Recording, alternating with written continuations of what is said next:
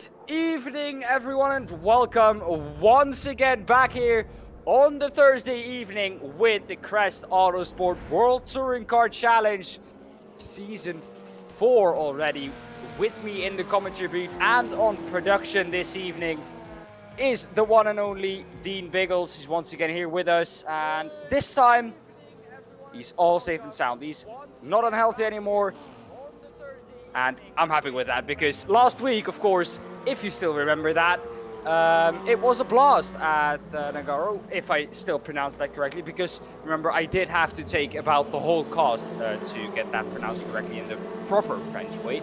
But hey, we got there in the end. Today we are at the track, at my home track, a track that I was looking forward to in the calendar, the TT Assen circuit. And what a track this is here on the 10th of November.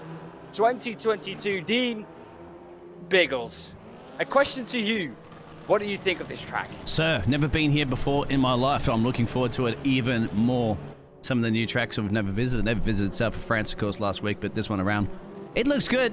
These tracks are, and to see these touring cars fly around them as fast as possible is great, of course. Don't forget our sponsors, Esports Sim, Track Racer, 603 Autosports, our major sponsor, of course, Apex Tracks, 3D Wrap, digitalmotorsports.com, and GP Box. And yes, exactly, of course, presented by JP Broadcasting. And that's the circuit here, obviously in the Netherlands. How far away is this track from you, my friend? What's about 4.5 kilometer overall track? I'm saying it's about a 250 kilometer journey. Oh, wow. That's about the size of your whole country.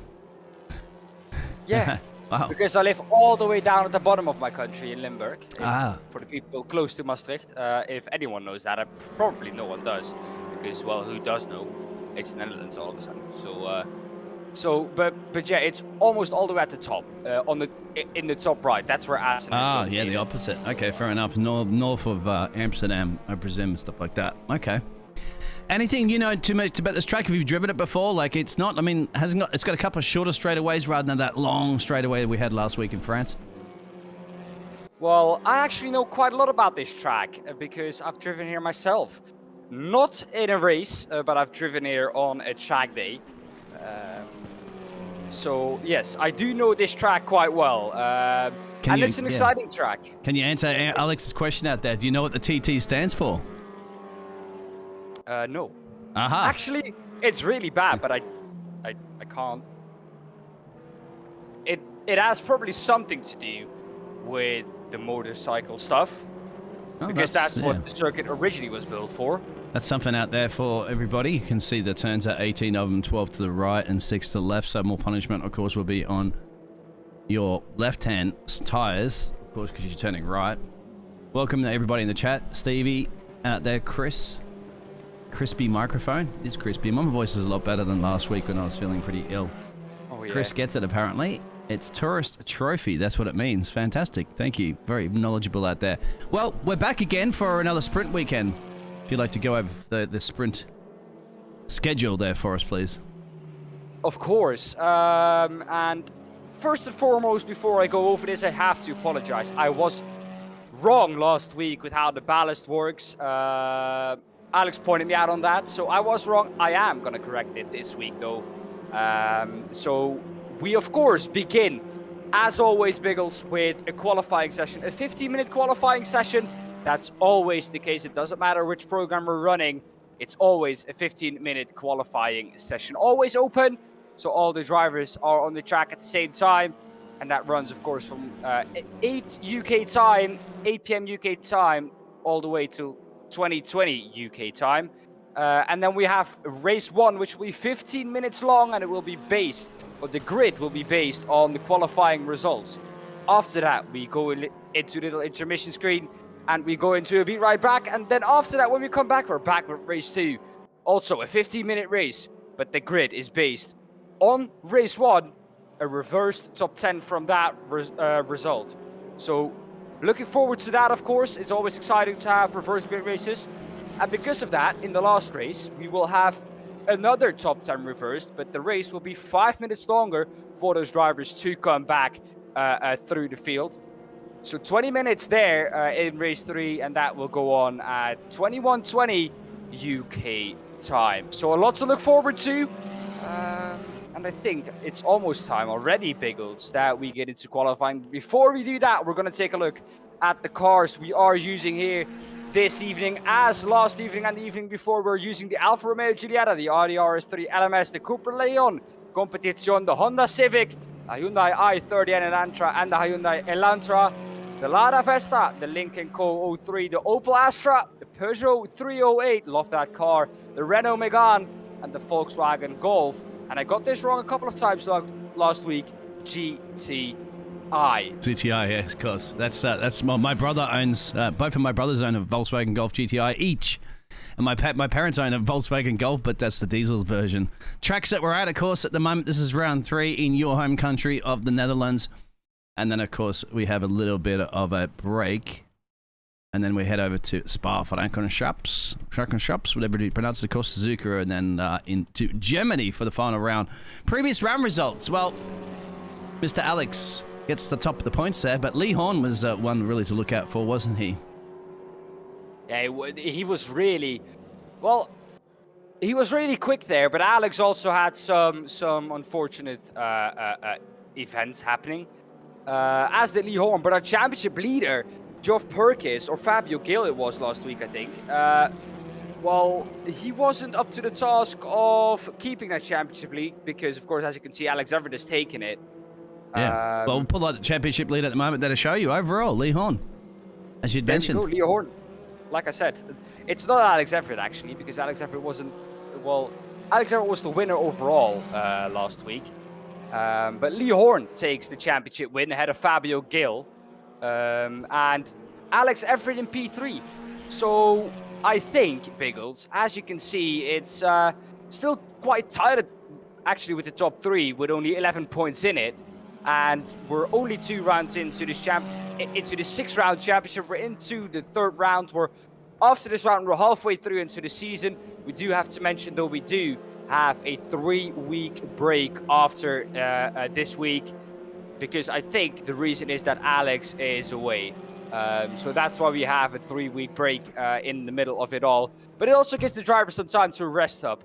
In P4, though, Geoff Perkins, he was also really quick last week. Out of Jurgen Masvi Peterson in P5. Luke Crave is in P6, 7th Alex Ward, 8th Stephen the Gravelayer, 9th Ian Deeney, 10th Robert Stoughton, 11th Paul Hans, Nigel Stock 12th, Gabriel Lopez, P13. And I actually, maybe I have a fun fact about Gabriel. He actually races with a controller, I've heard. Oh, nice. From someone. Correct me if I'm wrong, Gabriel, but that's what I've heard from Alex at least. And he's, of course, well-known in this community, so he should know his stuff. Fraser Ross is at P14, though. Only 6 points behind that, and he's 5 points behind Remo Schneider. Ross Butcher in P16, 17th Pedro Santos. And tied on points, actually, with Rodrigo Portugal. Roy Plummer in P19, ahead of Craig Deacon in P20. Carl Smith in P21, P22 for Ricardo Pessoa Santos. Chris Banks in P23, James Lee P24, Anastasios Georgiadis, who said he would be here this week. Last week, I think he had something happening with his PC why he couldn't be here. And Martin Corcoran, if I pronounce that correctly, in P25, and Yunus Karbet. Correct. You are correct. Well. He is on 0 points. He is here. And real quickly for the team's championship before we go down to the track for the rest of their practice session. The Figas Motorsports 260. Indeed. Well, Biggles, go on. That's your one to call. Well, the Crest Autosports with Daypad Tracks, of course, is just there, and 236, but very close to Next Gen Racing Green. And then when green is not go, you've got your white and your blue. So the battle of the Next Gens, of course, and they're going to battle their way up to the top. Then you've got the other Crest Autosports, which is 603 Autosports, of course, one of our sponsors. Now we have here at Crest Autosports World Touring Car Championship. K Patience, I would put that one at. And Ruslag Racing, 119. So it's still plenty of up for grabs there, of course, as you mentioned. This will be the halfway point once we finish it this evening. So let's obviously go down to the track side there for the remaining little bits of time that we have in our practice session, of course, and to the right-hand side. Make sure you check out our sponsor there, 3D Wrap. Put Crest 10 Autosport into that code and get 10% off all your 3D Wrap products. We could wrap our microphones. That's a good idea. I might put a bit of a wrap around the bottom of my microphone. I'm pretty sure they can sort something out with them, isn't it? They wrap your steering wheels, they wrap your equipment. They wrap everything. Cars. Exactly. If you want, they can wrap you even. It won't stay on for long, I'm sure about that. But I'm sure if they will work with you and they will make it happen. But Biggles, I have a question for you as we now almost move into qualifying, only 30 seconds left in practice. Do you have a track map ahead of you, and do you know any of the corner names? No, I don't, unfortunately, because I'm not a race driver like you guys are. And I haven't casted this event before, so I'm looking forward to it, and I'm relying on your local knowledge, my friend, of how you make your way around these cars. But we'll do that in a second, because qualifying is just about to start, and then you can give us hot lap. Of course, this commentary team is presented by the Double Ds, Dean Biggles and Daan Pepels. You get your name correctly at some point, wouldn't I, mate? Hopefully I did. Practice session's now over. It's good enough. Qualifying will be about to begin. And not to mention, we also don't forget that we will have to vote for your driver of the day later on. We have to get through the qualifying in those 3 races first. And then vote for your Apex Tracks driver of the day. Give that driver a bit of a boost, of course. And then later on, as you know, the very last round of the series is the Apex Track sponsored. And the winner of the overall championship will get one of those fantastic Apex tracks that you can put up on your wall. That's Melbourne currently at the moment. You should know that track. That's on the screen. I do. Yeah, it's an amazing track. Also, Biggles, I found out what TT means. You want to know? Yes, I already knew. Tourist trophy. Oh, okay then. You have two. I read the chat, my friend. I read the chat to make sure that all our fantastic fans out there are following, and I got my eyes everywhere. I believe that, who was that they called that one out? Was it Chris? Just trying to see who it was there for a second. Chris, it was. You won. Yeah, you don't win anything, unfortunately. Just a bit of bragging rights, but knowledge. You can brag to say that you knew more about this track from the Dutch caster with me, aka Dan, who should know his own home tracks.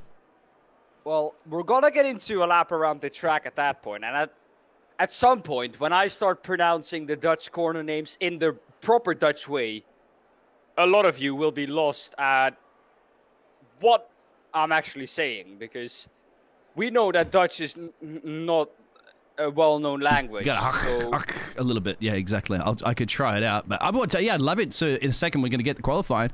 We'll go on board. Who would you like for us to go on board with? And then you can do the guide. I think it's only fair enough to go on board with the man who's here with us this evening, but wasn't with us last evening, Anastasios Georgiadis. Yes, exactly. I was thinking about that to myself. Actually, I was going to give it to a vote out there for the chat. But there you go. How about you vote for the next driver if you want us to go on board with? And Dan's going to pronounce a lap around here. So, and Anastasios, head out, mate. He is right on cue. So he's expecting to see some of this Dutch commentary there from Dan. And all the Dutch corners is going to be fun. He hasn't actually gone out yet. My apologies. He's waiting. Thought he was. Come on, my friend. In the Cupra. We're waiting on him. We're counting on him. Yep. Somebody give him a text message out there. Some give him a DM. Send him a... Here he is. Is it finally coming out now? He's heard us. He's heard us. I don't know what's going by, Biggles, but it sounded really loud. Is there it's one of the tow trucks. One of the tow trucks ready to pick up, hopefully, maybe no cars. It's just getting around the track there to warm up the tow truck. Welcome to Panama, my friend. Very, very noisy. Don't worry about noise pollution software on their cars. Anyway, there is a rumor, of course, there may very well be a Caribbean Grand Prix in the future for Formula One, which will be the Colombia, and I've been pushing to try to get Panama on there, and I'm still pushing some of the people that I know to get Panama, which would be an even better location, I'd say, for the Caribbean GP, but we're talking a few years away from now. What we are talking about is on board the Mr. Anastasios, and he's getting it all warmed up. Say his last name, Biggles. Don't get around it, say it. Georgia Diaz. Got a Diaz? Close enough. Yeah, all right. Close enough. It's closer than I expected from you, Biggles. So, well, of course, as everyone knows, our expected or our expectations of you pronouncing names correctly is pretty low.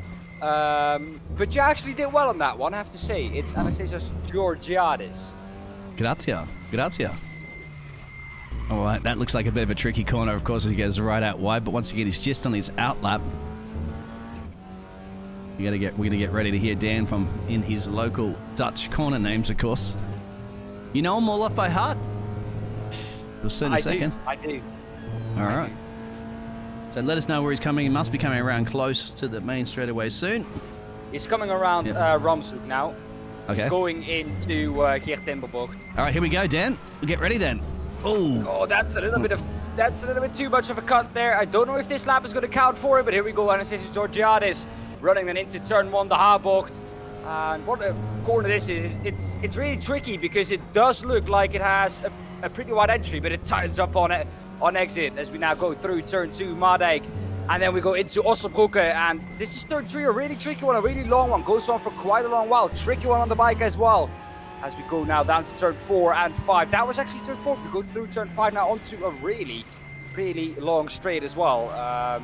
As we have the left-hander now then coming up. My apologies. That's the left-hander. Wrong car. There we go. I was confused for a second, but we're through Ruskenhoek now. That was the little right-hand kink on the straight there, and we're into Stekkenwald now. And the left-hander here really goes on for quite a long while. This is particularly a difficult corner in on the bike. We're into Mondeveen now, also a really long right-hander. We're getting into another left-hander after this one, and into Meeuwmeer now. Well, as you can see with this track, it's an occurring team. It does take quite a long while before you actually get to a proper straight. The only proper straight we do have with cars is Rekenshoek, which is a really long straight. That's from turn 5 down to turn 7. As we now down into, well, what you can call a straight. You have a little kink in it here. This is Ramshoek. We're going through now 13, 14. This is Ramshoek 15, the left-hander. And then we go, of course, into that chicane, Geert Timberbocht. It's a really tricky one because you don't want to cut too much on the second part of it. There's a big sausage there. If you hit that, the car is probably toasted. So don't hit that. And across the line we go. And that lap time was... It didn't count. It didn't count, I think, because of the invalidation you mentioned at the start there. James Lee's lap did count, as it puts him up as a 143.3 on the dial. Yeah, very tricky. That reminder of that last sector of the track, isn't it? Kind of there, you can kind of go Casio Triangle. You could go a little bit quicker than Spa, like the bus stop. There's many different, and you always do like that tight, the tight S's right towards the end of a lap because there's also great overtaking opportunities if you get a good exit out of there, and then get them into turn 1. And some of those high-speed corners that you saw just before you got to that final complex of series of corners. I guess you go flat out through them, don't you? You said those little kinks to the left and kinks to the right. Yeah, you do. Especially with a TCR car. Even in an MX-5 car, those corners are flat. Corners to look out for is Ossenbroeke. That is turn 3. Maadijk, easy flat in these cars. Also, one to look out for is Mondeveen. That's corner 10. And the Duikersloot, which is corner 11, well, 10 leads into corner 11. It's a really long right-hander. I don't know why the Dutch people have made 2 corners of it. I can't explain it myself. I personally would have given it 1 corner. But hey, there you go. It's 2 corners. It's Mondeveen and Duikersloot. I don't know if you're still keeping up with those names, Biggles. Absolutely. Also, a tricky one, which looks tighter, or which looks wider on entry, but also tightens up on exit, as turn 1 does the Haarbocht, is the Bult. That's actually turn 9. So turn 9. So turn 9, 10, 11. It's a really tricky complex, and it's vital because it of course leads into that, well, kind of straight from Meeuwmeer, Hogeheide, Ramshoek, and Geert Timber. Oh, sounds good, isn't it? The Dutch. You can keep saying those corner names all race night and day long. Look at that. Even some of the audience members have all dressed up in the Dutch flag to wearing the different colours on their shirts. Well, that's the seats behind, actually, right there down the main straightaway. Neil Crave yet to set a time. We still have a lot of drivers banging. He does set a time right there up into P7, just ahead there of Jeff Perkos. Now, Fabio Gil has yet to set a time. Craig Deacon, Robert Stolton, Stevie, Chris Banks. We saw Stevie invalidated, Pedro Santos. Still a lot of the big names out here that haven't yet to set some times. Alex currently in P5. There it is. It's, what, 3/10 down? Very close, isn't it, between second, third, and fourth there, just separated by under a tenth. Well, Biggles, I have a question for you. Do we have a scenic camera of Geert Timberbock, the last chicane coming up to the start-finish straight? Do you have a scenic camera of that? Because I do want to tell a little story about that. I don't think so, my friend. We're kind of limited a little bit on that. I'm just still gonna tell it, but you just have to imagine the corner.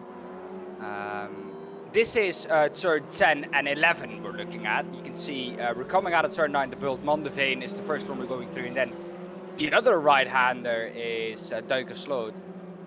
Really tricky, complex of corners. You go down, as you can see, into a long straight, so it's vital that you get that right. As we're looking with Greg Deacon, but that chicane, you have the first right-hander. Then the left-hander, usually it's a straight line after that. But the car is unsettled already. And you turn into the right, then the left, and see, you still have to turn right again. Yeah. It's not a straight line from there on out. So on a bike, it's way more easy because, of course, you don't have the width of the bike to worry about. You are the width of the bike. With a car, of course, has 4 wheels, as we all know. That's Mr. Obvious here, but it's wider. You have to take into account the sausage curve that's on the left-hand side. If you touch it, like I said, the car is into bits. If you touch the suspension, is probably broken. It's a deadly curve, and I hope we don't see anyone touching it this evening, because it will be instant death when you touch that curve. And then you have to turn kind of right again after that left-hander, and the car is already unsettled. So yeah, it's a tricky one, I have to say. It'll be interesting to see how the drivers exactly manage it, because knowing from previous races here and having driven here myself, that is the corner where there's going to be the most action here this evening. I bet you we're going to see some action. We've seen a lot of action generally all the time anyway, which is what it's all about here in the Crest Autosport. Action, action, action, elbows out, bumping and grinding, as I've mentioned multiple times. Getting down to 5 minutes and change for our qualifying session now there, Dan, and still some names without any laps on the board, or laps counted on the board. Quite a lot of names actually without a lap on the board. At the moment, 5 drivers without a point. Something I do want to touch on as well, and I'll be given that by our beautiful and lovely colleague Alex Everitt, of course the man who's driving as well, is the fact that the man who's gained the most positions this season as of yet is actually the man himself. Alex Everitt up 13 positions in total, losing the most positions this championship at the moment is the man in 9th in the championship. That's Ian Deeney. He lost 19 positions, Biggles. That's actually quite a lot. He just got the fastest lap on the board at a 42.7, so I think he's making up for it. Well, no, he's not, and it's not that he's not fast enough, but if he's first, Biggles, he can't gain any position. He can only lose one. So It's only going to get worse from that point on. Oh, that's true. It's not a bad problem to have, is it? Oh, no, not at all. Not at all. But I was just shocked that he lost 90 positions, because I was like, well, we know he's a good driver. We know he's usually up there. So how has he lost 90 positions? That is just one bad race for him, probably. And he lost a lot of positions in there, or in that race. And since then, he's always been at the top. So he can't gain a lot of positions. I think that's one of the biggest reasons why he's down 90 positions overall. Exactly. And just to re-elaborate with the ballast situation of everybody while we have a remaining 3.5 minutes of qualifying there, to elaborate with everybody, because we know it can get a little confusing, but Dan's about to explain it perfectly for us. As we're watching Carl Smith from the Danger Racing Squad, Danger Racing Squad, making his way down to perhaps get his first lap on the board, and he does. He's 4 seconds and change down the road there, plump last, but he's got a lap on the board. We still have a couple of drivers that haven't, 3 of them. Well, Biggles, also something that I said, I apologized for earlier, but I'm going to do it again. The ballast I got wrong last week at the Garo, and I'm going to make up for it this time because I'm going to explain it in its fullest. So, in qualifying, we have the top 8 with ballast, and P1 in the championship gets 40 kilograms. So the top 8 in the championship in qualifying gets 40 kilograms, which will start with P1. 40 kilograms for him. Then for P2, we get 35 kilograms. For P3, we get 30 kilograms. For P4, he gets 25. P5 gets 20. P6 gets 15. P7 gets 10. And P8 gets 5 kilograms. So that's how that works. In race 1, that's exactly the same. The top 8 in the championship will have exactly the same. So the next race, which we're coming up to now, we'll see the top 8 in the championship with ballast. And the number 1 in the championship gets 40 kilograms, the number 2, 35, the number 3, 30, the number 4, 25, the number 5, 20, the number 6 gets 15, the number 7, 10, and the number 8 gets 5 kilograms. So that's how it works, because there was some confusion last week, so I once again apologize for that. But I hope, Biggles, I've made up for it this evening. I believe so. And you made up with it with your Dutch names for the track corner names and the certain parts of around here, and Bitterball. Can you pronounce turn 1 for me? No. Just turn 1. No, we can. The Haakbocht. The Haakbocht? Haakbocht. Okay, yeah, that's close enough, man. Well, for you butchering names all the time. To think that I lived in Amsterdam for 6 months and not know a little bit of Dutch. Well, you have to a lot. So yeah, exactly. It's difficult, you know. It's difficult. There we go. But there we go. Qualifying's over. Qualifying, we know that this is not the actual end at all, because we know that still people can improve. But I'm gonna go over it. So if stuff changes, I'm sorry in advance. Ian Deeney here will have pole position ahead of Alex Everitt. Lee Horne in P3. Fraser Ross's P4. P5 for James Lee. 6th, Neil Crave. 7th, Alex Ward. Fabio Gil, P8. P9 for Russ Butcher. Geoff Perkins, P10. Ricardo Pessoa Santos, P11. Stephen the Gravelair, P12. P13, Pedro Santos. 14, Paul Hads. 15th, Rodrigo Portugal. 16th, Anastasios Georgiades. So he did get a lap time in. Also getting a lap time in was Robert Stoughton in P17. Greg Deacon, P18. P19 for Chris Banks.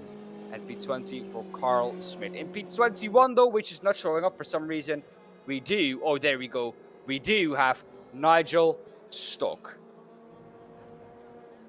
That was it. That's it, and we, as you said, exactly. Oh no, Roy Plummer P21 and Nigel Stock at P22, excuse me. That's the case. So Nigel Stock at P22 and Roy Plummer P20. And it's staying up nice and longer for us this time around, so. Phil across the pond asks, why do the top cars get ballast?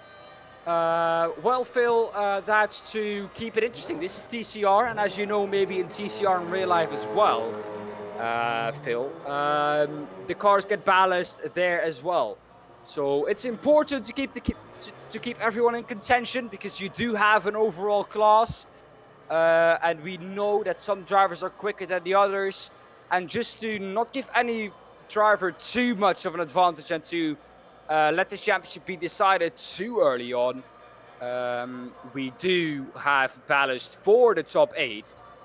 In race 2 though, Phil, that will change, but I will tell them when we get to race 2, because otherwise there's going to be confusion between those two. So for race 1 here, the top 8 of the championship as it stands right now, and I don't know if you can show that real quickly for us, Biggles, the championship standings, so we know who has the ballast. I think if we go off of what we know, Lee Horne will have 40 kilograms. There we go. Fabio Gil will have 35 kilograms, 40 kilograms for Alex, or 30 kilograms for Alex Everitt, 25 for Geoff Perkins, 20 for Jürgen Martin Peterson, 15 for Neil Crave, 10 for Alex Ward, and 5 kilograms for Stephen the Gravelair. For Stephen, though, I do want to point on that he has been doing bits, because, of course, we know that he was 2nd in the Category 3 championship last season. And we know Category 3 was the lowest category he could be in. And for him now to be in P8, on an overall standings, that's not too bad, I think, Biggles. Absolutely not bad at all. Go down trackside because about 17 seconds left to warm up, and then we're going to get ready for our first sprint race here in the Netherlands for our World Touring Car Championship. Yeah, it should be a little bit short trip, or about 3-hour trip, as you can see James Lee going into the pit lane. They're just in a warm up at the moment. I think that was Nigel just having a little bit of off-track adventure there, getting some tires burnouts done. It's the last time you're going to get to do a burnout, unless you do a burnout off the racing line at the start, and you don't want to be bogged down too much. Well, did you actually know that the pit entry is faster than the chicane itself? Did not. Now that I noticed that. I should have done a track walk with you earlier. Yeah, indeed, you should have. You should do actually more track walks, not only here, because I know the track. You should do them just more often. Just come with me, and we'll have a step around the circuit. So we'll step on the step around the circuit. I should print them out with the Apex tracks, isn't it? Put it up on my wall, so I see it every single day. And I'm in my office with my casting, and then I'll get to know all those corners off by heart.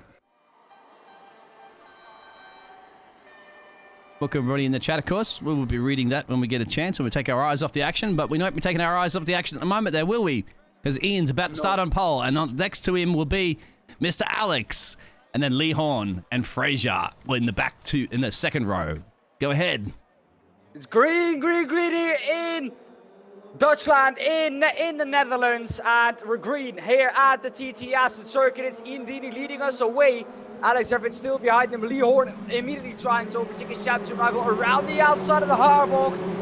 Does he make that move, sneak into turn 2 and turn 3? Are they going to make it 3 wide? Not quite, because that is difficult going to do so. Now up the inside maybe for James Lee. Can he make that stick? Yes, he can.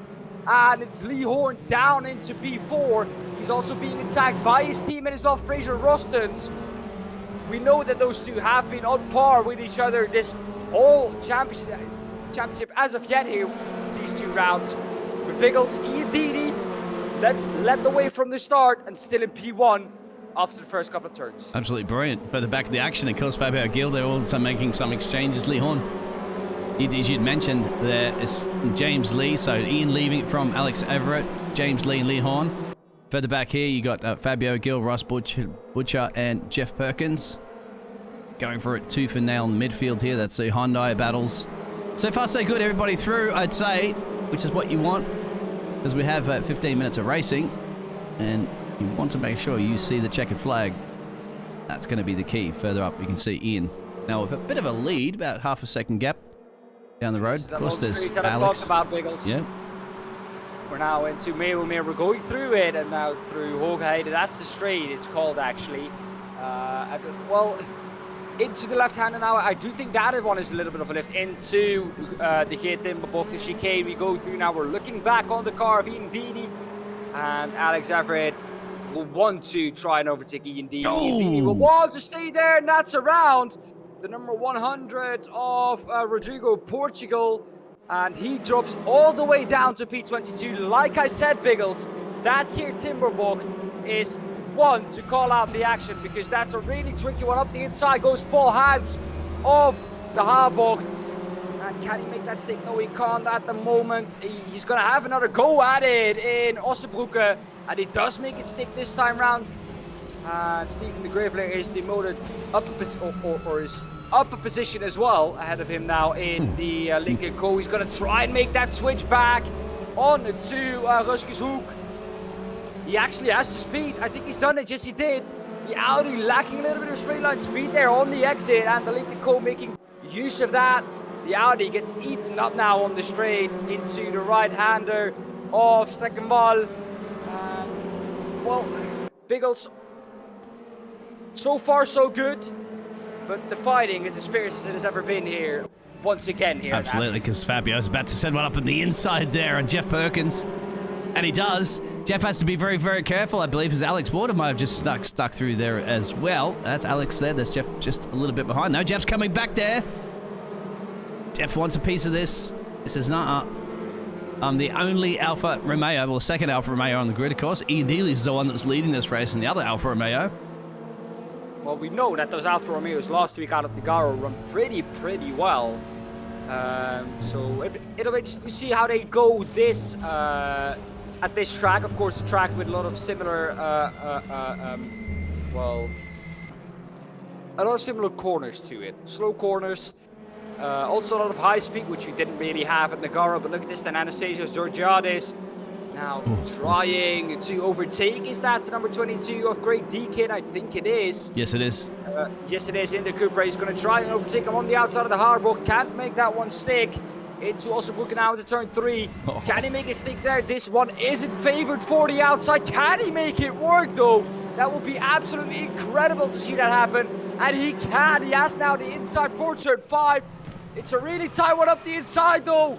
Goes Stephen de Grivelier. A little bit of a touch there between those two from what I saw. But Stephen de Grivelier came through from, I think, P15 and is now up within 2 corners into P12. Look at this 4-way battle going on. Someone's going to run really wide in the background there, you can still see. So Stephen de Grivelier obviously doing a fantastic job. Further up the field there, you have Ross putting a bit of pressure there on Robert. Not too much at the leaders at the moment. They've had a bit of a gap between them. This is definitely where the action is, around this P9 position, of course, and a little bit further back. That's the pack just behind this one, where they're going at it too for now. Alex Ward, of course, is just behind Jeff Perkins. It's behind this battle. You can see they're two just back there. We'll go back to that, go to that action actually, because they're going for it too for now. Side by side here, but this is going to be risky to go side by side through here, you think? You got to really be trusting in the driver ahead. He has to lift off here. Almost loses it too. That was a big one, and that's a corner to take a look at as well, because that's a tricky one. That is actually Ramsburg. That is turn 15. Or turn 15? Turn 15. Where does 15 come from? I'm all of a sudden throwing Dutch words into the English language, which of course doesn't work, but up the inside though goes Fabio Gil of Russ Butcher, our former championship leader, now down in P8. And well, he was up there before last week, but last week he dropped down quite a bit at Nogaro, and he doesn't seem to be here either. Rodrigo Portugal with some kind of penalty there. I spotted on the right-hand side. I don't know which penalty it was. I don't know if you know that, Biggles. I only saw it for a split second, unfortunately. It just happens sometimes in race room for that. No doubt there is a penalty. There's a penalty at the start, too, for a drive-through for one of our drivers. I think that was for Neil Crave, actually, come to think about that one for a second, but here it is. This is the battle that's presuming behind there. You go back to... And then Stephen has this man behind him, and Anastasios. And nothing really too much further up the field there. Of course, Ross is still putting... James Lee just can't find a way around Alex Everitt, which is not an easy thing to do anyway on any given Sunday. And any given Thursday, of course. But in this case... Where's Paul Hans in the Opel? He's down in P18. James Lee in the Volkswagen GTI. He is in P3. The only Volkswagen on the grid, and he's in P3. So maybe, I don't know if the drivers still can change though, but maybe some more people will be in the Volkswagen because that car is performing consistently well in the hands of that man. And also performing consistently well is this team, Fraser Rossens and Lee Horne. Yeah. Next Gen Racing Green Team. Let's change positions. Fraser went past there, so they are working together as a Next Gen Racing Green Team there, just to maybe allowing to say, hey, if you're a bit quicker, go through and see if you can catch down Mr. James Lee, which is right here in P3. Well, that's how teamwork should be, Biggles. Yeah. Don't you think so? Well, by the way, this battle also should be bringing them into play. Further down, Rodrigo Portugal looks like he may be making a move there on Chris Banks there, so that's the Audi. Lincoln Co. and the Audi. They're still going to be going for it too, and now for the Crest Autosport Lincoln Co. And just behind him, of course, is Chris Banks. Further up the field, they still have Alex battling it out with Jeff Perkins. And that's your battle for P10 right there. That could actually be an overtake coming in right now of Alex Ward. It's going to have the inside line, of course, which turns to the outside line, but you can follow through the S's here. You'd be bold and brave if you tried anything outside of that. Further back, did Mr. Rodrigo Portugal get this one done? Not yet. He's gonna copy it, but he's gonna really cut the chicane. That's gonna lose a lot of exit speed scrub down there, and I think he's gonna yield that position back there too. Well, that might have damaged his car, Biggles. Oh, it has actually. I don't know. Yeah, that's Robert Portugal, of course. That's in the blue, and that's Chris Banks that he was battling with. Further up, James That Lee might still have can't do actually anything currently at the moment with, give or say, 6 minutes change to go. You can see Ian just up the road there. Oh, really running wide between both of them. Let's have a look at the rear wing of Ian there for a second and have a look at that battle behind him. Well, this of course is helping him, Biggles, because of course the more Alex Everitt has to look in his rearview mirror, the less he can focus on trying to gain on Ian. He now has him on the outside of that second, so he now can start to work on a gap. Look at that then. Just being under pressure for Alex has lost him 5/10 in the last 3 corners. If that doesn't tell you how offsetting it is or how off-putting it is to have someone behind you pushing as hard as James Lee is, then I don't know what does. But Oh, James Lee could happy this one now. Oh, no. He's had to lift off. Well, that was a smart move, I think, there from Alex Everitt. Saw that one coming, knew he was going to move to the inside. Moved to the inside with him. And James Lee had to kind of, well, how do we say, abandon his run there, because otherwise he would have run into the back of him. Yeah, you're looking at championship points here, aren't you, up for grabs that you don't want to be, once again, I always say it, risking it for the biscuit just yet. And looks like Costa's dropped him back a little bit there, cost him about half a second. As you see the top 3 spreading out. You got Fraser Austin's a little bit further and changed down the road there, a couple of seconds. And he's got Lee Horne, of course, putting a bit of pressure on him behind him right there. But once again, we understand that they're teammates, so that was a switcheroo that was organised between the Supras. The Cupras, my apologies, not Supras, and they're Toyotas. And that's practically the action in the race at the moment. Of course, the rest of the drivers, Fabio Gil there, putting a bit of pressure there on Robert. British driver currently running in P7 versus the Portuguese driver, and he's in between a Portuguese sandwich, isn't he? Because he's got Mr. Santos just a little bit further up the road there. So is Pedro Sanchez going to try to bring Robert into play there and help out his teammate Fabio Gil? Well, it could be. It's looking like he wants to do that, Fabio Gil, though. Of course, we know he's quick, but for some reason not turning up here in race 1 at the TT Assen circuit. So in P8 right now, trying to overtake Robert Stoughton. And I don't know if he actually can, because he's been behind him for quite a while now, Biggles. Yeah, might be just willing to accept this one for this race, of course, because you got 3 of them. This is only the first of the sprint races. James Lee's getting close to Alex. I'm not quite sure if he's going to be able to think about anything soon, because we're definitely getting down to the dire stages here. Probably, what, 2 laps at most left, best? Well, the laps are not too long here. I think 3 laps at best. 3 laps at best. 2 at least. Something has to be done soon with somebody. Once again, these teammates, I don't know if they're going to do another switcheroo there, because it doesn't seem like Fraser Austin's got enough of the pace to try to catch down James Lee, and whether or not Lee Horne, who was leading him, was going to switch it back around again and do the teamwork play. We don't know. But we do know James Lee can't find a way around just yet. Look at this. Look at the decoy. Maybe here. Alex has to put that back onto the racing line, which he exactly does. As they're going to just go a little bit off-track excursion. This could be an opportunity for James Lee right now. Here it is. I have to say, though, that Volkswagen GTR Rodrigo Portugal disqualified. Ignoring the penalty. There we go. That is the disqualification for not taking maybe a drive-through. And around the outside goes James Lee of Alex Everitt. That Volkswagen GTI looks settled in the corners. Is he going to do the switch back in Ossenbrugge? No, he can't. Into turn 5 we go now onto the long straight. He wants to get a good exit here, almost pushing him through P5 there, but that loses him a bit of exit speed, and that he's going to lose that speed all the way through to turn 7 and turn 6. And Pedro Sanchez right here versus Robert and Fraser. There's Robert, actually. My apologies. There's Robert there on the inside. That turns to the outside through here. Look at that. Definitely running off the track there, and he should have the exit speed. We've seen this a few times now, haven't we? That's Pedro Sanchez. Once again, you got the Englishman surrounded by Portuguese drivers, and guess what? He's not surrounded by them anymore. He's just got past both of them. So Robert up in a P6. It gets ahead of Pedro Sanchez and Fabio. What a job. Because I don't know if you've noticed, but if you look on the left-hand side, it's actually quite scary how dominant the UK drivers are. Because Yes. Alex Everitt, James Lee, Lee Horne, Fraser Roston, Robert Stoughton, all from the UK. And the top 6 is filled with it. Only people from the UK are in the top 6. So that's big. I don't think we've had that yet in this championship. Oh, look at the left-hander, all going wide. And I must say that cannot not be a track limit. Exactly. Here we go. They want it back.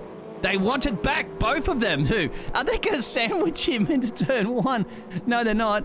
They're going to back off on that one, and they're desperately trying to get past it. So they want to break up this England party. They are at the moment, of course, 7th and 8th. Oh, down the inside. He has it. If he can break late enough, yes, he can. There we go. Keep it at the inside now. The next corner is for you as well. Push him out wide. That's what you can do here. But he's going to keep the inside as Robert Stoughton. And now into the left-hander of 5. He's going to keep that. The better exit, though, for Pedro Santos. And with that, he could take the toe. Look at this stand. Back ahead of James Lee's Alex Everitt. And behind that now are the boys from the Next Gen Green team. So they're coming as well. They're coming fast. And Lee Horne might have a chance to try and, well, get along in that battle. We're on the last lap right now with Ian Deeney. 2.9 seconds is the gap right now, Biggles. He's been dominant for so far in this race. Only a couple of corners to go. We're in to Mondeveen and Duikersloot now, turn 10-11. We're coming through Meeuwelmeer now. There we go. That's easy flat now into a little king to the right, then a little king to the left. And then the long left-hander of Ramsuk. This is a tricky one. Don't spin out here. We've seen it happening. And don't get a track limit. He doesn't. Into Geert Timmerbocht now for the last time. This race, in race 1, it will be Ian Deeney who will come through to take victory in Assen ahead of Alex Everitt and James Lee. What a race that was. Also closing up though in those last stages was Lee Horne and Fraser Rostons. The gap in the end there, only 0.7 of a second between those two.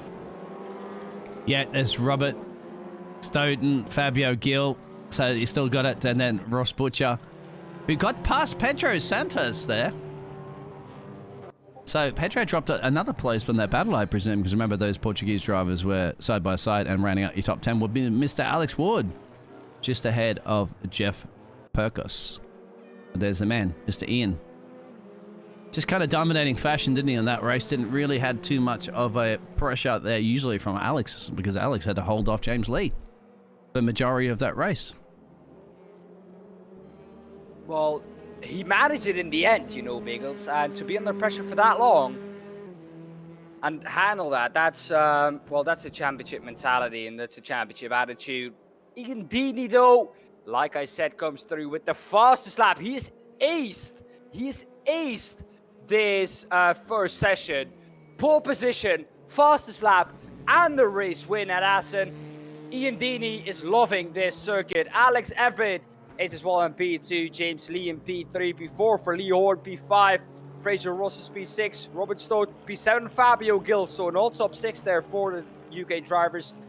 Ross Butcher in P8, 9 for Pedro Santos, Alex Ward P10, Jeff Perkins P11, P12, Anastasia Georgiades, Stephen de Gravely P13, 14, Greg Deacon, 15, Paul Hahn, 16, Ricardo Pessoa Santos, Chris Banks P17, P18, Carl Smith, Roy Plummer P19, if I'm correct, yes, and Neil Crave rounds off the top 20. There you have it, exactly. Sorry, I had to get a screen capture, make sure we have that one, because it does pop away pretty quickly sometimes. But the Battle of the Brits, Sarte, the top 6 there. So yes, British domination here in the Netherlands, because unfortunately we don't have any Dutch drivers. But what no home race for Dutch drivers this season. No, unfortunately, not at the moment. But we will be definitely having another race coming up soon. And if you're looking forward to that, Biggles, I think we say don't go anywhere, because we will be right back with race 2.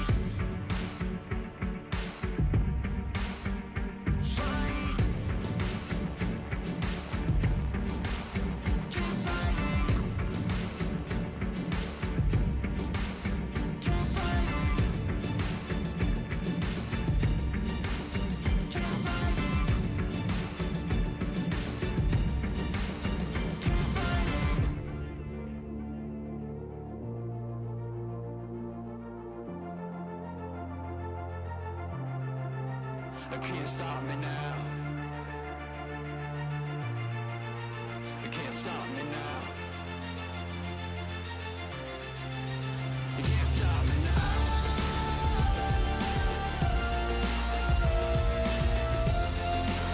You can't stop me now. You can't stop me now.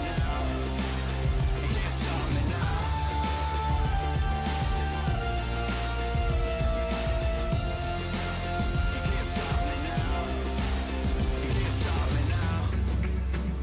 Fight.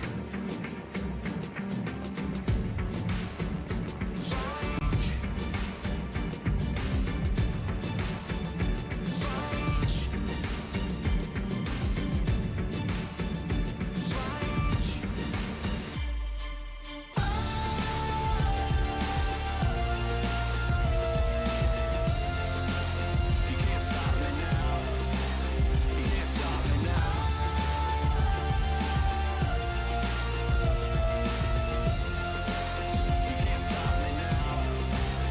You can't stop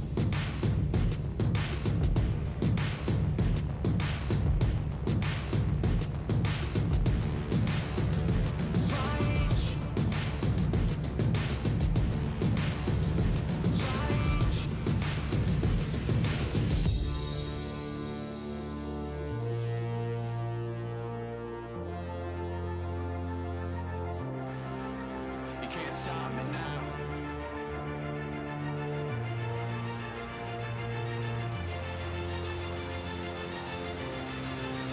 Can't stop me now.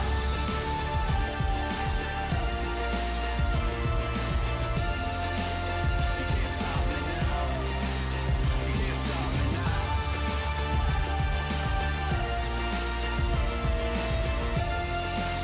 You can't stop me now.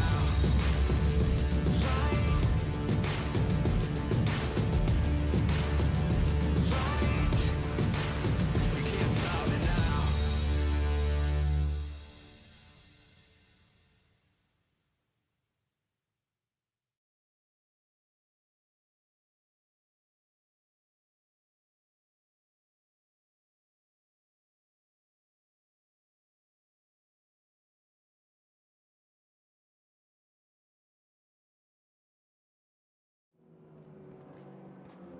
Well, we're back at the circuit of Assen and Biggles.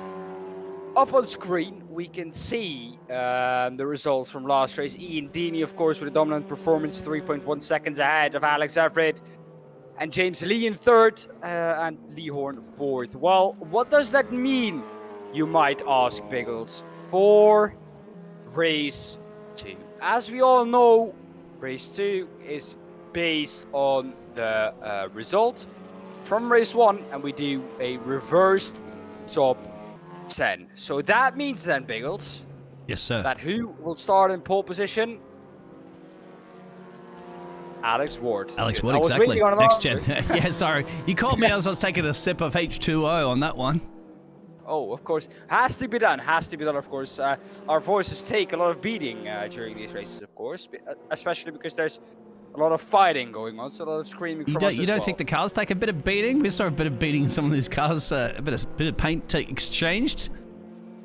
Oh, of course. That's what yeah. touring car racing is all about. Yeah, you wonder if some of these, you know that there's a bit of blue paint being scraped on a lot of these cars, of course, from the Crest Autosport teams. And then the bit of, not so much green in that one because you're the next gen racing team, but they were basically green scraping each other, weren't they, if anything? Lee Horne and Fraser. Well, also, Biggles, that now means that, well, still the top the top 8 will get ballast, but it will be only the top 8 from qualifying. Which is So that right will there. mean, indeed, if we can get qualifying up, that Ian Deeney will get 40 kilograms, Alex Everitt 35, Lee Horne will get 30, Fraser Rustin's 25, James Lee 20, Neil Cray 15, Alex Ward 10, and Fabio Gil will get 5 kilograms. So that's how that now will work for race 2, and for race 3, everyone, that's exactly the same. Now let's determine the grid, and for that we have to go back to the result from race 1. There we go. It will Jeff Perkins in P11. Anastasios Georgiadis P12. Stephen de Graveler P13. 14 Greg Deakin. 15 Paul Hans. Ricardo Pessoa Santos in P16. Chris Banks in P17. 18 Carl Smith. Roy Plummer in P19. And Neil Craven in P20. Then it will be Ian Deeney in 10th. Alex Everitt in 9th. James Lee in 8th. 7th Lee Horne. 6th Fraser Rostons. 5th Robert Stoughton.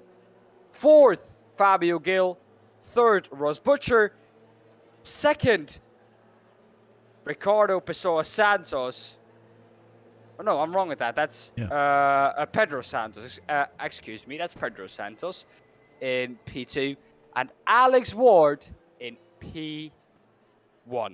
So not only does he have the most amount of ballast, but also does he have to start from P10 on the griddy in Deeney. So it's going to be a tough old race there for him, Biggles.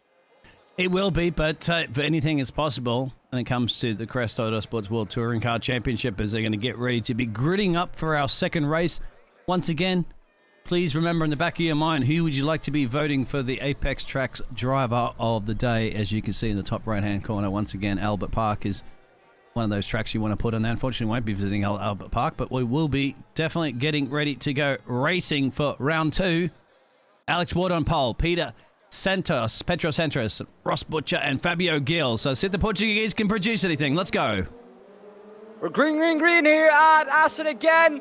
And Alex Ward leads the way ahead of Pedro Santos and Ross Butcher in P3. Let's see if the drivers from the UK can get a top 6 again. The top 2 is at the moment settled by UK drivers, but it's Pedro Santos who wants to not let that happen. Pedro Santos, the driver from Portugal, in P3 in a UK sandwich of Fraser Rostons behind him and Ross Butcher ahead of him. Ross Butcher has the inside for turn 5, so that will be job done for him. But trying to, well, go with him in one go is Fraser Rostons. He's now ahead of him as well.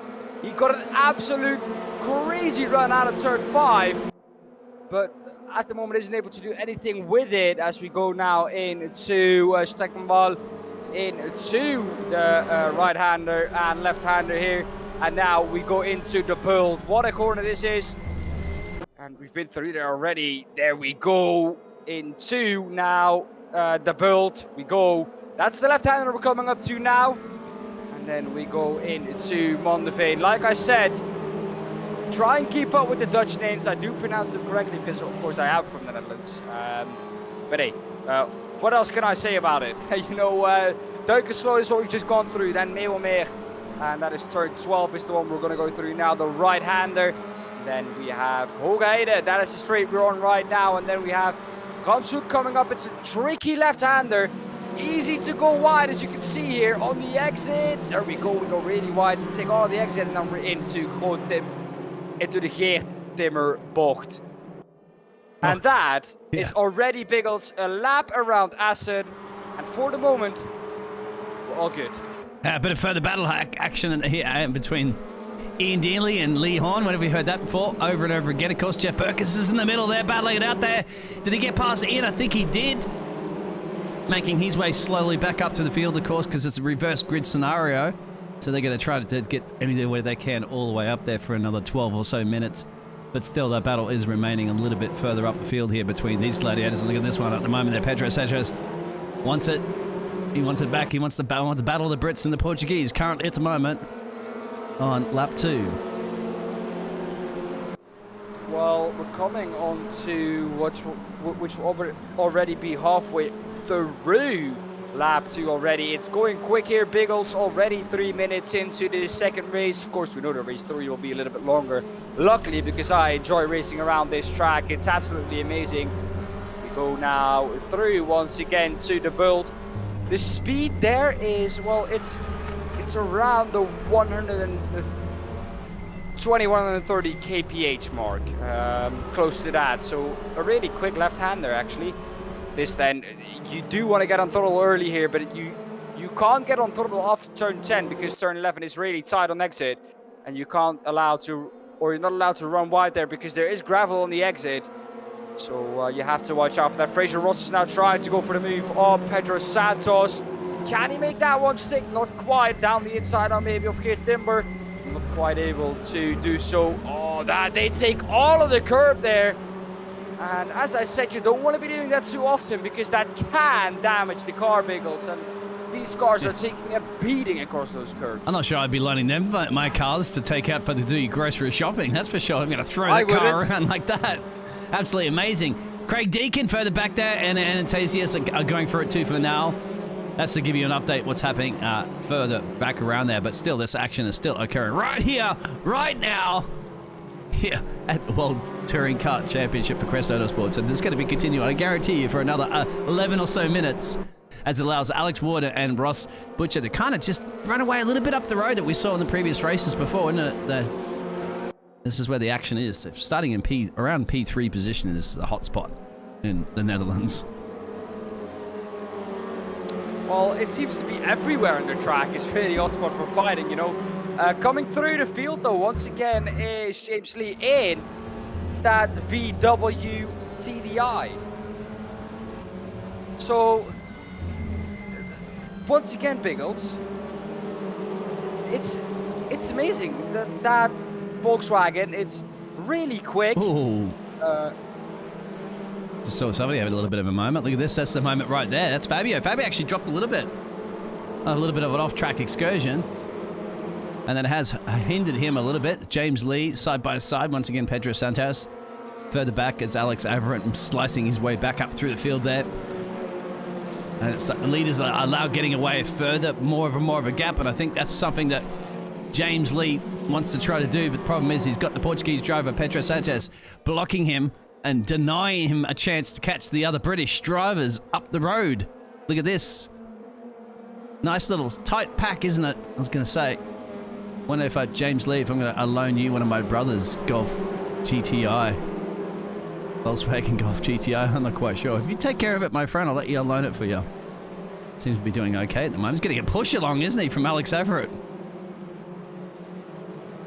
Well, Alex Everitt, he's been really quick once again here. Alex Everitt still is behind from what I saw. No, they're side by side. Alex Everitt now ahead of Pedro Santos. I thought Pedro Santos for a second could keep up and could hold him off, but not quite here this time around. James Lee, though, I have to say that Volkswagen GTR looks, it just looks settled everywhere, in every corner, and I think that's one of the strongest parts of this Volkswagen. So a really quick car overall, I think. I don't know how much ballast. I don't actually remember where he qualified, James Lee. I don't actually know how much ballast he has, but it cannot be a lot with the way he's pointing that car into turns. Look at this, then Fraser Russell's around the outside and maybe of Pedro Santos. Pedro Santos dropping down really quickly now, dropping down faster than the Story of the Ocean, as James always likes to say. And another position there, the next gen team working together here. And Lee Horne also passed. And once again, Biggles, here we have it. It's UK on top. They did their slice away apart days because Pedro and Fabio are exchanging those positions there in P7 and P8. Give or take. Jeff is putting a ton of pressure on them now as well for the Battle of the Brits. And Ian Deanley just behind him. As you see down the main straightaway, it's the start lap 5 actually, because the leaders have already passed it. Listen to the purr of the Alfa Romeo as he's trying to purr his way past Pedro Santos. Can he though? That's the question, because they look really quick. Pedro Santos as well. Fabio Gil in the Hyundai ahead of him, actually pressurizing Lee Horne and Fraser Russell still. So not dropping too far back himself, but Pedro Santos having difficulties here with that Hyundai, as you can see in the background there. So we're going to have to watch out for that one. Fabio Gil now trying to attack Lee Horne. He's going to be able to do anything about that, not quite this time round. Oh, that's a bit deep from both drivers. The better exit though still for Lee Horne, because actually Fabio Gil went wide with him. Jeff Perkins further back there wants a little bit of Portuguese tapas for a Dutch evening snack. I never put strong that sentence together before, but welcome along to the world of motorsports. A bit of Bolton. Oh, I was going to say around the outside there would be definitely bold and brave, because you've got to think Ian Deanley is right in his gearbox behind. So you can't afford to making mistakes at this level. And that's where both of your Alfa Romeos are, remember, here. Line astern, 1 and 2 here. 1 and 2 is in 9 and 10.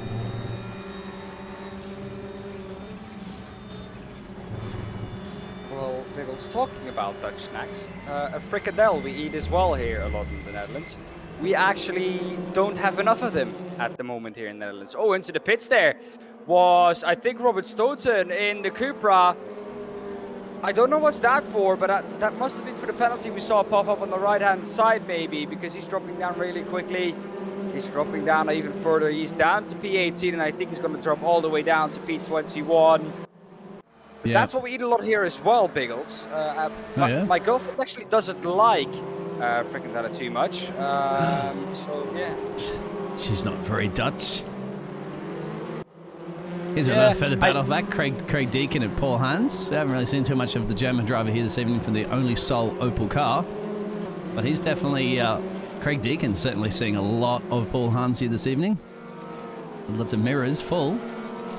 Well, not only this evening, if you take a look back at last weekend, or last week at Nagaro, they were together as well. So those two really in a battle with each other this season. And Fabio Gil can't get enough of this battle because he's still behind them. And once again, back down into P7. Not looking too good here for our previous championship leader out at Nagaro.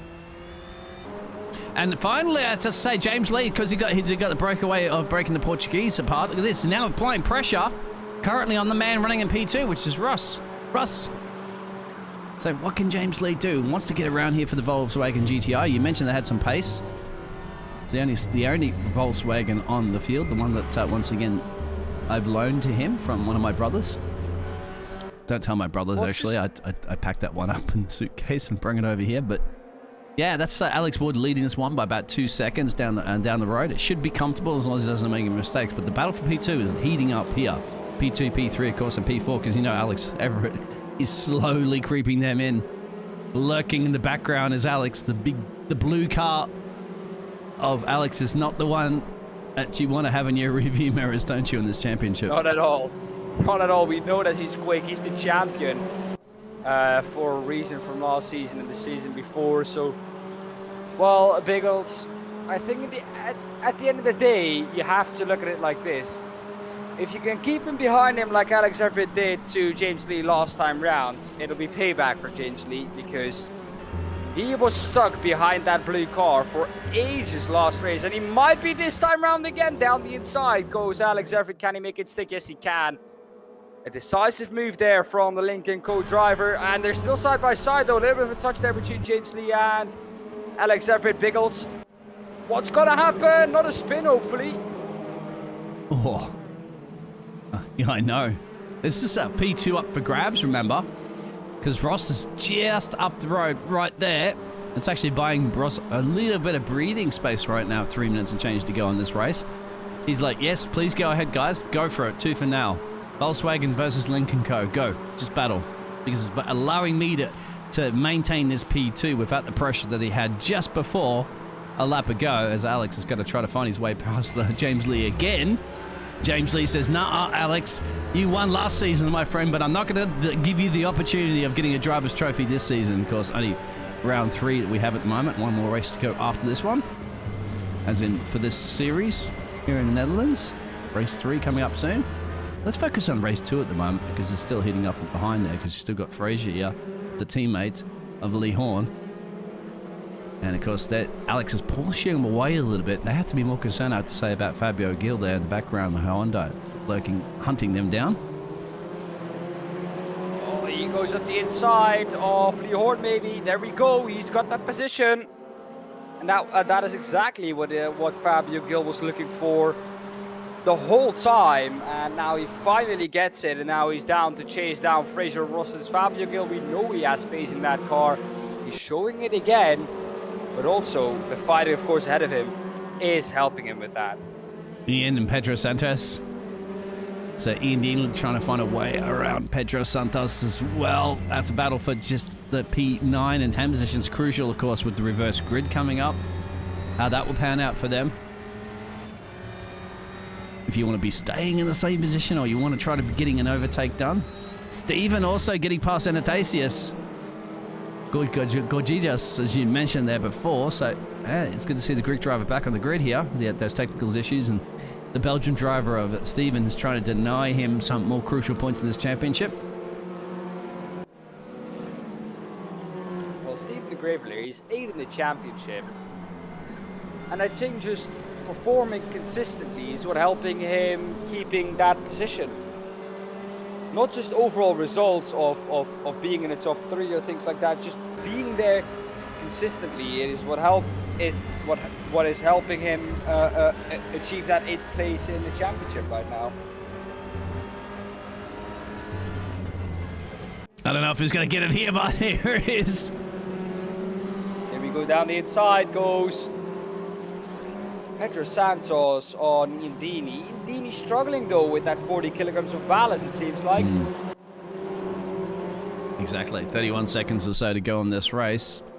As I said, Alex Ward comfortably has no problem, but the battle for P2 is this, and the battle for 3 and 4, of course, with Fraser Austin, so Fabio Gil, Lee Horne, they're all 2 for now. Well, it could be a podium for any of these drivers if there's a mistake up the road, but I don't know if there'd be enough time.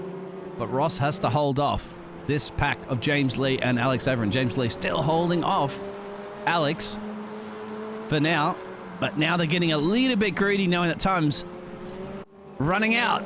And here we go, opportunities are here. And be careful, because Alex has taken 2-for-1 specials before in the past, and he could be very much looking to take another special. He's got 1 car. Alex up at a P2, P3, now he wants Ross. Wow, what a move there into Madeveen and Duikersloot. Pete, or turn 10 and 11, we're now down the long straight again. We're on the last lap, remember. So it's gonna have to be a do or die into Geert Timber, into the chicane. Can he do so? No, he can't. And if you go to the front, it will be Alex Ward who will come through to take victory. But look at this side by side, further back, almost 3 wide. Who's gonna take it? It stays as it is, I think. Biggles. Yeah, Alex gets that P2. It looks like James gets P4. Alex gets P3, sorry. Frazier gets P5. Fabio gets P6. He's gone in the pit lane there, actually. Oh, that's because they're just exiting the pit lane there. Lee Horne, Jeff Perkos, Pedro Sanchez, and Ian Deanley will wrap out your top 10. Sorry, Alex, for not catching you across the line there towards the end because the excitement was behind you, but you clearly did it for the next gen racing team. Well, I think as long as the excitement is behind him, he doesn't matter too much because that means he is in first place.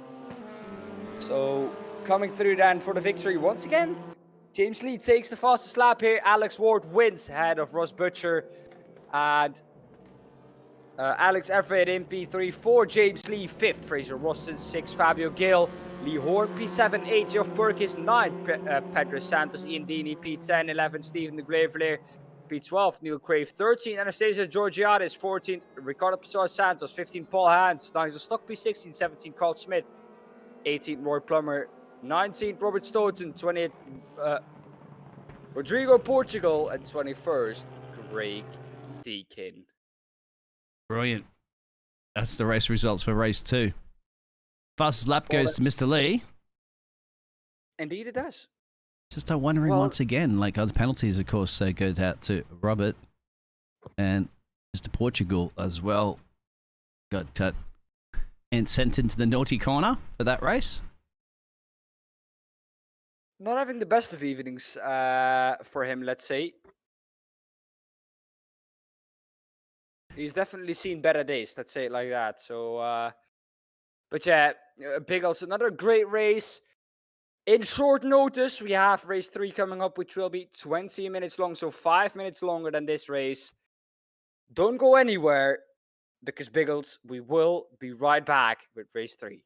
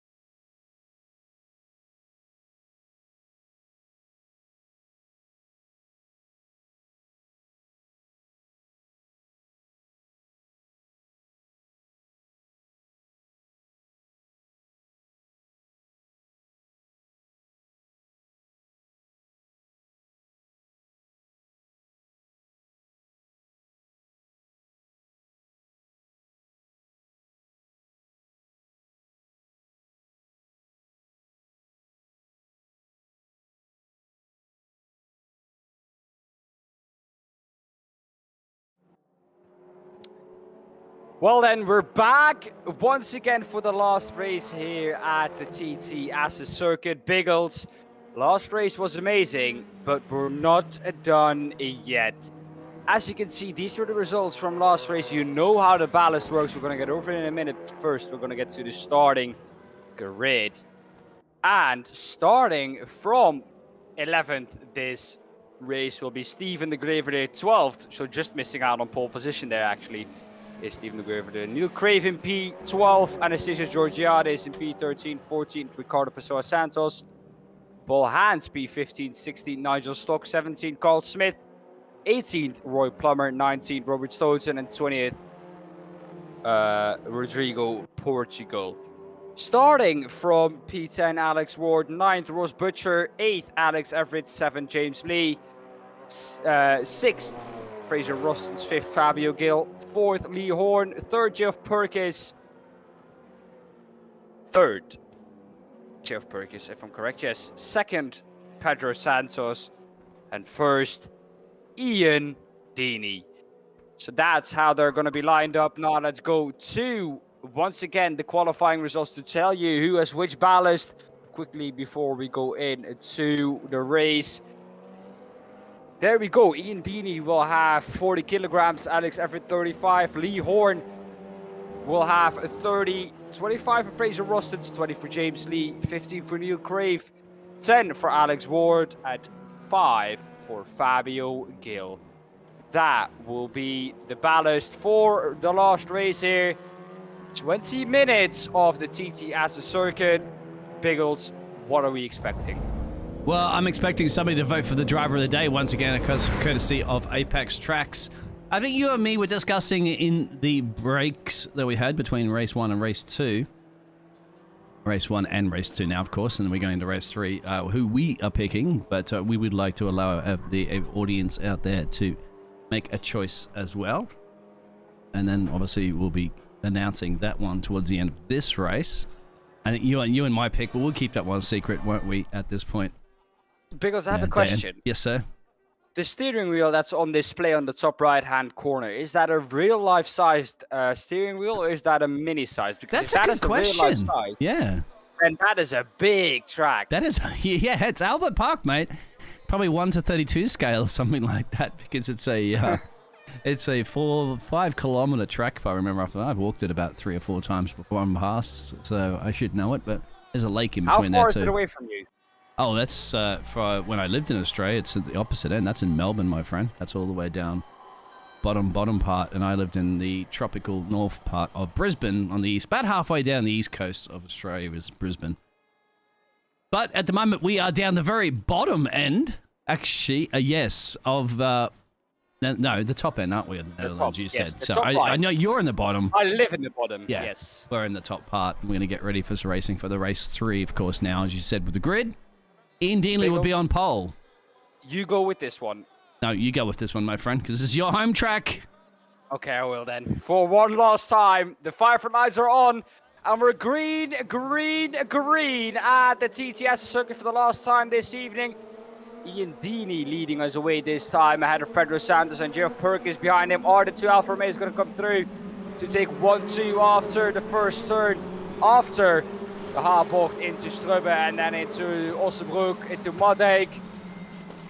Well, Biggles, we're through the first corners cleanly. Chris Baggs already disqualified, speeding in the pit lane. How did that happen then? Yeah, I was going to say, he must have been in the pit lane speed to start with, because how could you be speeding into the pit lane when you're starting past the pit lane? Anyway, that's one for the stewards has been decided.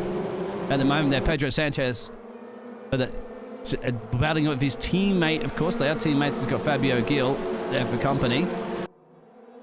Further back in the field, you got James Lee and Ross Butcher. They've been at it a couple of times this season, and a couple more times they will be at it. So far, so good. We've seen some really good, clean racing, haven't we? Absolutely. Where's Neil? Oh, yeah. Bit further back down here in the end of the pack, but we'll keep an eye on this one, because Lee Horne is definitely applying some pressure on Jeff Perkins. Been leaving on Alfa Romeo leading this race 1 and 2.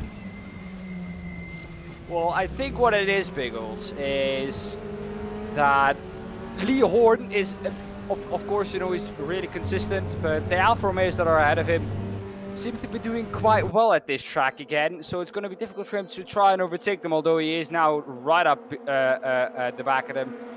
But Geoff Perkins, is he going to try and overtake his teammate, you think, or is he going to try and stick behind Ian Deeney? Oh, anything goes at this point, isn't it? Because the top three are starting to pull a little bit of a gap away. And I'm pretty sure that Mr. Pedro Sanchez and Mr. Fraser Rossens are aware of that one, as they're going for it 2 for nail behind, as you can see there down the main straightaway. I'm actually probably going to go on the rear wing so we can see the battle from Ian Deeney's perspective, because there's overtakes everywhere. 20 minutes, of course, in this race. 3 minutes down already. No, 2 minutes. Grinding there between P2 and P3, Geoff Perkins and Lee Horne. But that's what touring car racing is all about, Biggles. Bumping and grinding can be done with these cars. They can take a hit. They're made to fight hard. And that's what I love about this category. Oh, that's a bit wide there from Russ Butcher. That's not as wide as you actually want to go there in that corner. So that won't benefit his exit speed for Russ Butcher, will You're seeing it? this back here. Look at this. I didn't know the traffic was that bad in the Netherlands, but it's pretty bad up here, my friend. Off the track! Who's that? Wow, how are they still there? Both of them. Yeah, Nigel and Rodrigo. Look at those cars almost flipping. And these are pretty heavy cars to flip, so that's going to show you are definitely applying massive pressure into those chicanes flat out.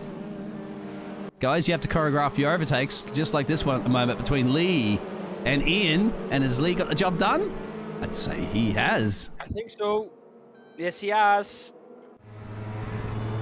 And just Biggles, just to spice things up, I'm gonna get into the lead. Has gone Lee Horne. He's overtaking them both. Yeah. I said just it was said Lee. gonna be difficult. Yep. But yeah, he seems to have done that with ease. The Alfa Romeos though can take the curbs a little bit better than all the other cars can. I do know that, but. Actually, at the moment, Alex is going to make a run in this. He's going to have to compromise his exit speed. Somehow, Alex, I don't know what he does, isn't it? Last of the late breakers. And you know Fabio Gil is going to put up a fight here. Tooth and nail. But Alex, old wise Alex, somehow he just managed to park that car in the right place, doesn't he? Once he sticks to a racing line, he's committed to it, and that's it. He's like, you're going around the outside if you want to battle with Alex Everitt. Well, Biggles, we're coming up now to the 50-minute mark. And I do want to get a little bit of a fact in there, and that is that there are only 2 drivers with 3 podiums. So the most consistent drivers here with us this evening is Alex Everitt and Geoff Perkins. So they're actually really consistent. Alex, of course, has 2 to add to that. If I'm correct, he finished P2 look at this. in race 1 and P3 in race 2, as that was an overtake, I think, for position there from, I think that was... Oh, pushing somebody James off into Lee. the track. Who was that? I think that might be Steven. No, there was somebody a little bit. That's Steven. Yeah, Stevie's off the track there. Got a little bit of haji-baji. Oh, no. Further up at the field here, between the battle of the Alfa Romeos. Still going for it 2 for now. Sorry if I'm switching the cameras around all over the place, because there is action everywhere, as you always do expect in race 3, or in race 1 and race 2 of the World Touring Car Championships at Crest Autosport, presented by Apex Tracks to the right-hand side. And they might, and if you get a race win here at the moment, you want to be contacting Apex Tracks, isn't it? Using the discount code there and printing perhaps this one up to put on your wall. That could be for any of us, because Lee Horne this race at the moment. I am definitely going to do that after this race. I am look at this. 100% sure going to do that. Paul Hans, of course, James Lee, and Anastasius Gugis, as you mentioned. They've been at it, and they're still at it. And Anastasius gets past. At some point further up the order, Biggles, so I don't know what has actually happened to him. Maybe has had an off-track excursion somewhere, or I don't know, but he was further up the order a little bit earlier on in this race, so I don't know what actually happened to James Lee, but yeah, back up into P10 he goes, and well, coming back from the setback he has had, and once again I think we can acknowledge the fact that this VW GTI looks planted in every corner compared to all the other cars. He wanted to be planted somewhere on the track there. Here's Roy Plummer. We haven't really spoken too much about Roy, but this is Hyundai. He's just a little bit down the road there from Carl Smith. And here we go. Paul Hans again. And this time around, he's next to Rodrigo Portugal. This is the only Opel driver, remember, on the grid that we have. And that's Opel, of course, versus the Lincoln Co. that we have plenty of on the grid. That's the most popular car, we'd have to say, outside of the Hyundais. The Cupra, not? The Cupra. Cupra's quite a... Yeah. No, the Cupra actually only has... It's an even mix. Yeah, indeed. The Cupra has, well, from what I can see, it has 6 drivers in it. The Lincoln Co. has, well, only 4, which is a bit surprising to me, but the Hyundai has 6 as well. So actually it's between the Hyundai and the Cupras. Yeah. Oh, second allow Mr. James Lee to go squeezing up through the inside. Here's James Lee on the outside of the Volkswagen Golf, of course. We know he's the only Volkswagen Golf GTI. Didn't get it done on that one. Alex Ward, of course, has won. Oh, down the inside. Yeah. There we go. There we go, Biggles. Job done. And that is the surprise attack into turn 5. The Strubbe, and what a move that was. For the people who don't know what the Strubbe is, that's the name of that corner. STRU. Coming back. He's coming back, but is he trying? He's actually under pressure there from our Greek driver. Right here. Anastasius, that I've finally pronounced his first name correctly after 2 races in, of course. Well, 2 events in. Sprint race last weekend, feature race the first round. The sun is now setting here in the Netherlands, but I think it's already in the evening for you at the moment, my friend, but race time.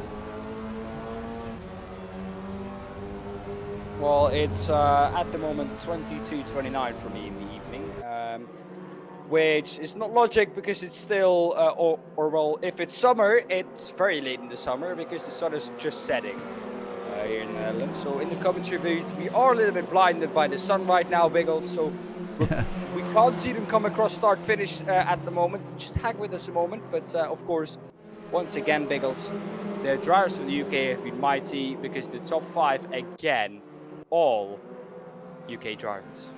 You're right. This is about perfect conditions for me. This is about identical to where I am in this part of the world at the moment too. So if I look outside, that's exactly about where the amount of sunlight we have. And look outside the casting box. Stephen de Grevia, Carl Smith, and Robert are back there, squabbling out there for 15th, 16th, and 17th. Fabio Gil still can't find a way around Mr. Alex Everitt, which is not a very easy thing to do anyway, but it has been done before in the past, believe it or not. It is proven. Can find a way past Alex.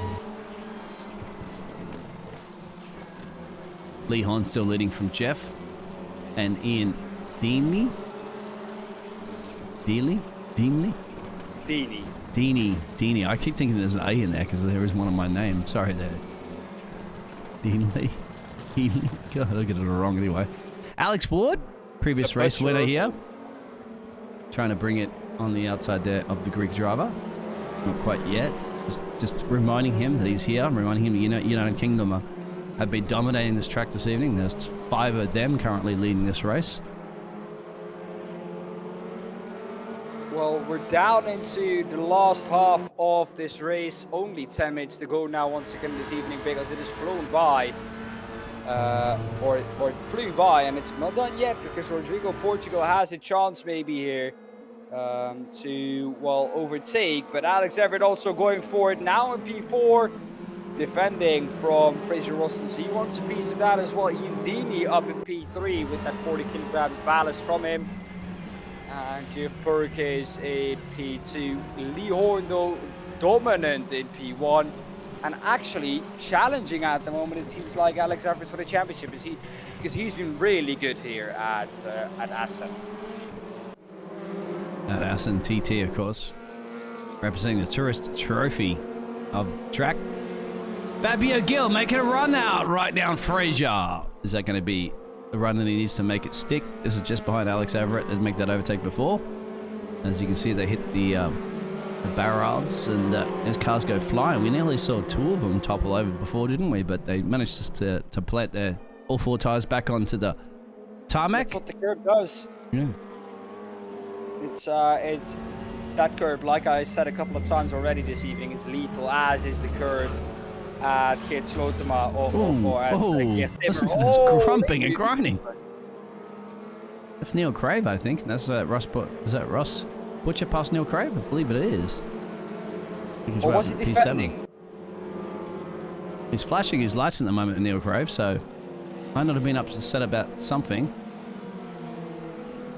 Well, might not be happy with the way he maybe defended. I don't know, but that is something maybe for him to report to the stewards so they can take a look at it. Look at this then. Jeff Perkins maybe losing that position to Ian Deeney with the cutback. They don't want to fight too much because look at that behind.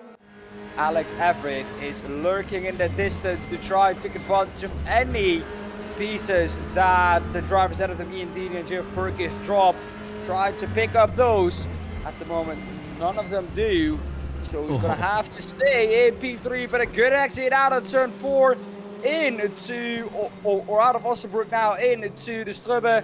Can he make a pass here? Yes, he can. Maybe with a better exit out of 5. Yeah, this is dangerous, isn't it, for the Alfa Romeos?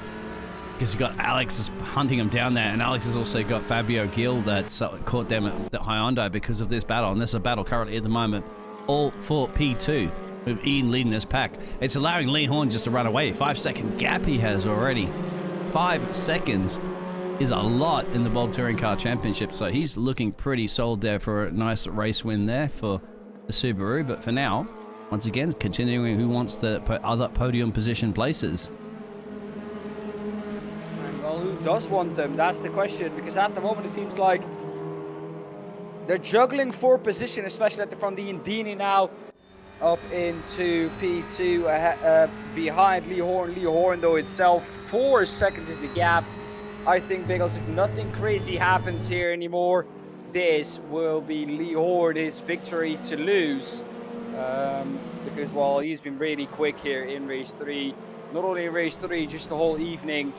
But James Lee coming back from actually some unfortunate incidents happening in the first part of this race. And he's in P9 right now ahead of Anastasis Georgiadis and behind Neil Crave. Whoa! Down the inside, no, with a touch!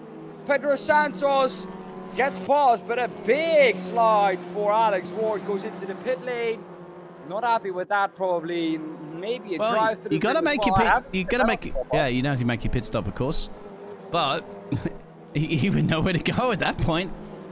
So was he committed into the pit lane? Interesting to see.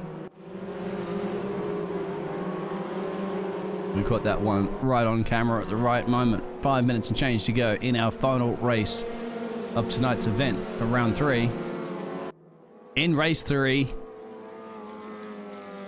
And the action is still there. Neil Crave, of course, is just a little bit tucked up behind the Next Gen Racing car of Ross Butcher. That's a little bit further up the field there for the Rusag Racing team.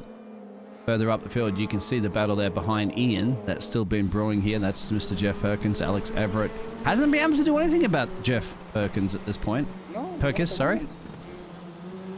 Well, we know that Jeff Perkins and Alex Everitt are the most consistent drivers of them all. So once they're on the podium, it's most of the time difficult to get them off of that. So Alex Everitt is experiencing that firsthand. Of course, he has that himself as well.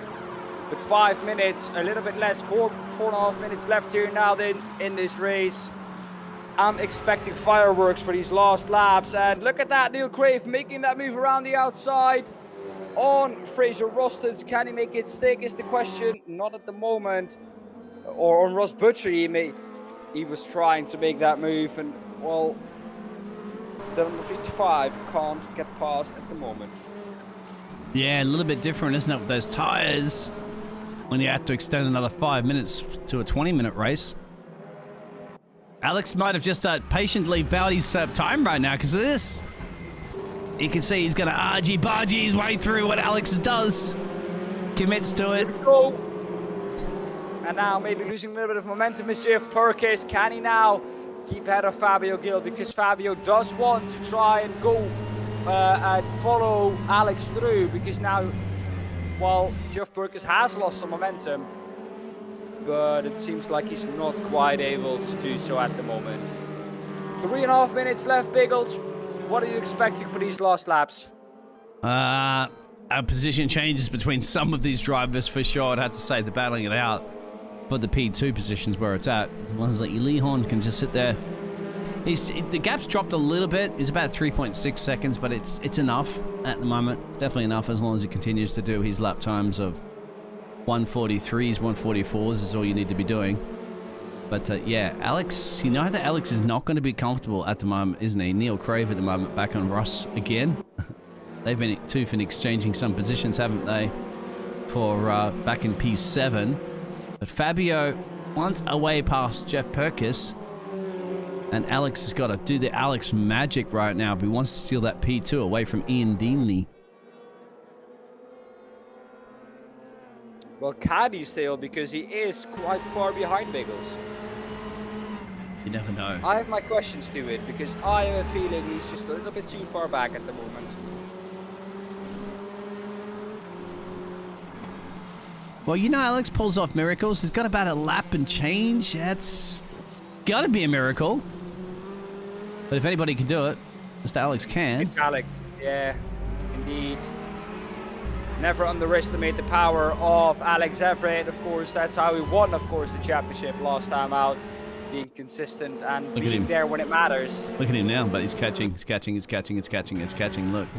Slowly biding his time. Time probably might not be on his side, but he's a smooth operator right now. Look at this. Forget Carlos Sainz. It's called Alex Everitt. Smooth operator up on the inside here. Gonna go side by side through. You know what corner it's called in Dutch. Has he got it done? He may very well have. Last late breakers. Is that Alex Everitt up in the P2? You better believe it. He's done it, and he's done it in about 30 seconds quicker than what we thought he would have done it.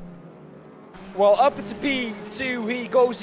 The move really started in the second one, then he completed it down the run, on the run down to the bolt and into the bolt, into turn 8 and turn 9. That move was really done.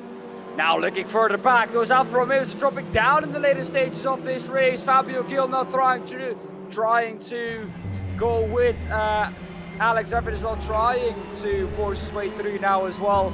Fabio Gil though waits patiently. We're now through JPBroadcasting and now back onto the straight, onto the Haarbocht once again for one final time here this evening. One final time we go through the Haarbocht, through Mondag and then through Ossenbrücke, turn 3. A really long right-hander, really long carrying right-hander. Then we have turn 4, which is part of turn 3, actually, as I see it. And then we go into the Strubbe one last time, into turn 5. And we're back on into the long straight. This could be an opportunity, his last opportunity, if at that. Fabio Gil and Jeff Perkis. James Lee's bounding off Ross Butcher a little bit further back for 8th and 9th. But I want to keep an eye on this one, because Alex also can't afford to make a mistake, because just a little bit further back is Ian. But I don't know if Ian's going to be able to do it to our previous year championship leader. James Lee still wants to find a way past Ross Butcher and the Volkswagen GTI car. As you said, the only sole one here at the moment. James Lee needs to pull off some sort of James Lee magic. He can get it done. He's close and closing. Not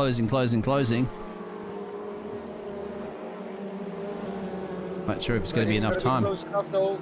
No, I don't think he's going to be a little bit too far away. James Lee. Don't forget, of course, guys, to vote for your driver of the day. Let us know in the chat who your driver of the day is. And that driver will get some recognition. There we have it, top right of the corner. Don't forget to vote for your driver of the day, your Apex Tracks driver of the day. Down the inside goes James Lee. He, for me, is the driver of the day. But, of course, I don't decide that. You guys do. But Lee Horne has won this race ahead of Alex Everitt and Ian Deaney in P3. Jeff Burgess in P4. And Fabio Gil coming through in the end to finish P5. Fraser, P6 there, Neil Crave, Ross, and James Lee. Would you want? So your driver of the day, what would you pick there at the moment, mate? I don't see anybody in the chat that says it's going to call us out. You got a couple of minutes. This man, James Lee? Yes. Yep. I agree with you. We were talking about that, weren't we, before? Yeah. He's been consistent in race 1, in race 2 as well. Race 3, something happened, but climbed his way back up. It's a P9. This, ladies and gentlemen, is your driver of the day, your Apex Tracks driver of the day, finishing P or in the top 3 2 times and once in 9th. Well then, Lee Horne wins overall with the fastest lap, so he aced this one as well. Alex Everitt in P2 ahead of Ian Deeney, Geoff Perkins in P4 ahead of Fabio Gil in P5, Fraser Roston's P6, Neil Crave P7, Ross Butcher P8, P9, James Lee, Anastasia Georgiadis P10, 11, Pedro Santos, 12, Robert Stoughton, 13, Paul Hans, 14, Stephen de Greve, 15, Carl Smith, 16, Ricardo Pessoa Santos, 17, Roy Plummer, 18, Nigel Stock, Alex Ward P19, 20th is Craig Deacon, 21st, Rodrigo Portugal, and I sadly didn't catch 22nd. Oh, don't you worry about that. We'll get that one for you in a microsecond and a half, maybe a lap and a half. No, we'll give it to you about right now. There you go. There's the results again. Race 3. Got you covered there, Dan. Don't you worry. Well, I would love to say you got me covered, but where is P22? It's not visible. Unfortunately, I can't snip it when it goes down and down and down, so we got enough of it. But the key moments and the key people you got, Lee Horne, of course, takes that fastest lap of the race. See if we can get anybody in here for a quick chat, of course, for that drive, just as we elaborate on what a race we had. All 3 races for our second sprint race of the season. Here in TT Assen. Yeah, the second sprint round, I think we call it. The second sprint round. Yeah, we can go back over through all that, can't we, at the moment, to kind of understand what the situation was there. So that was your qualifying at the start there. Ian, Alex, Lee Horne, Fraser, James Lee, who got our driver of the day, of course, our Apex Driver of the Day already award. Pretty quick there. Sorry, sir? So already pretty quick there in qualifying. Then race 1, let's see where our driver finished. James Lee in the top 3, of course, like I said, in P3 behind Alex Everitt, but ahead of Lee Horne and Ian D, of course, as we know, won that one. Race 2. Race 2, it was Alex Ward winning that one ahead of Ross Butcher. And Alex Everitt in P3, just outside the top 3. I actually got that incorrect because I thought he finished ahead of Alex Everitt there, but he finished behind Alex Everitt in 4th. And of course, the last race of this evening, he finished in a P9. The top 3 there, Lee Horne, Alex Everitt, and Ian Deeney. At the end of the day, Biggles, I think a very successful evening. And I think one to look back at with all happy people. Of course, the next one we go to in 3 weeks' time, because we do have a 3-week break. Remember that. So the next 3 weeks, you won't see us in the commentary booth on Thursday. We're going to resume in 3 weeks' time. We're going to have a little bit of a break. And then we're going to resume the 1st of December. So I think, Biggles, it's time for us to wrap it up now. No one, sadly, in the commentary booth with us to take an interview. But Biggles, give me 3 words how you describe this evening. Absolutely exciting. That is 2. Thank you very much, everybody. See you again soon in the 1st of December for Spa. Bye-bye.